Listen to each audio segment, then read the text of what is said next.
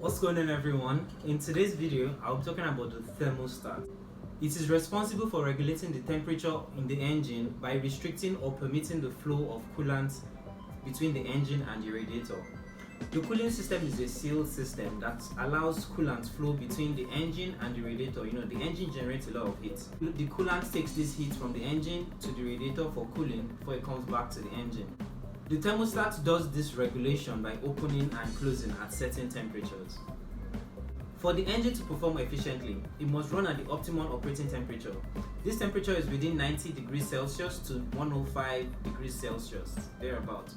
So when you first start your car, from a cold start, the thermostat remains closed. This is so that the coolant in the engine will just flow within the engine and it gives the engine time to become hot. While this is happening, the system is in an open loop. So here the engine coolant temperature sensor, that's the ECT sensor, doesn't monitor the temperature of the coolant. It just allows the system dumping fuel so that the engine will burn faster and heats up in time. So once the engine gets to like 90 degrees Celsius, thereabout, the thermostat starts to open to allow coolant flow from the engine to the radiator for cooling. So the thermostat opens and closes to do this regulation of temperature. At certain times it will open, at certain times it will close to do this regulation of the coolant to keep the engine operating at optimum operating temperature. The major faults we can have with the thermostat is that it could be stuck open or stuck closed. I will start with it being stuck closed. So when the thermostat is stuck closed and the engine gets to 90 degrees, it doesn't open, gets to 100 degrees, it doesn't open, probably gets to 105, it still doesn't open, the engine becomes hot and it starts to overheat. It becomes so hot that it even probably starts to melt seals and melt other things and affects the engine. So the earlier it is resolved, the better. As the temperature starts to increase, the pressure in the system starts to increase as well, and this will result in rupture, or shall I say excess pressure bursting certain hoses or even seals, like the seal or gasket used to lock in the thermostat and the thermostat housing will start to leak and things like that. So one sign that the thermostat is bad, probably stuck closed, is that we'll start to see coolant leaking from the system. This is not the only reason why you will see coolant leaking, but it's one of the reasons. Sometimes when we see coolant leaking from the thermostat housing, it might not necessarily be that the thermostat is bad. It could just be the gasket that is bad, so we can just simply replace the gasket of the thermostat housing.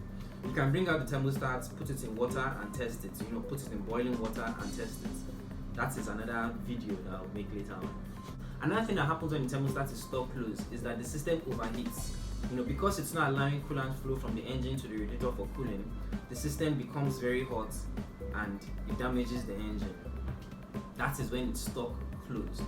Now, I'm talking about when it is stuck open. So when the thermostat is stuck open, the first thing we notice is that it takes long for the engine to warm up. By looking at the temperature gauge, we notice it takes too long for it to get to the middle. So we know that the system is open, so it's just allowing the coolant flow from the engine to the radiator back to the engine. So it takes longer for the engine to reach the optimum operating temperature, and this results in poor gas mileage or bad fuel efficiency because, like I said, it's an open loop. Before the temperature in the engine reaches optimum temperature, the system just keeps allowing the coolant flow, and the sensors don't read signals yet, so it just keeps dumping fuel with the intent or with the belief that it's trying to get the engine hot, not knowing that the engine is just continuously cooling itself. So this is not a good thing. So also we can have an engine light come on in the dashboard. One of the MILs will light up, and we'll get the car scanned. One of the most common codes we get for this is P0128. This normally tells us that the engine is taking too long to warm up. So normally the system knows how many seconds or minutes it takes to warm up to optimum temperature, and when it notices that it's taking too long or it's taking longer than normal to warm up, it will drop this code, the P0128 code, so that we will know that there's something wrong with the system. Stick around for more videos, and please don't forget to subscribe to my YouTube channel. Help me get subscribers. See you in the next video.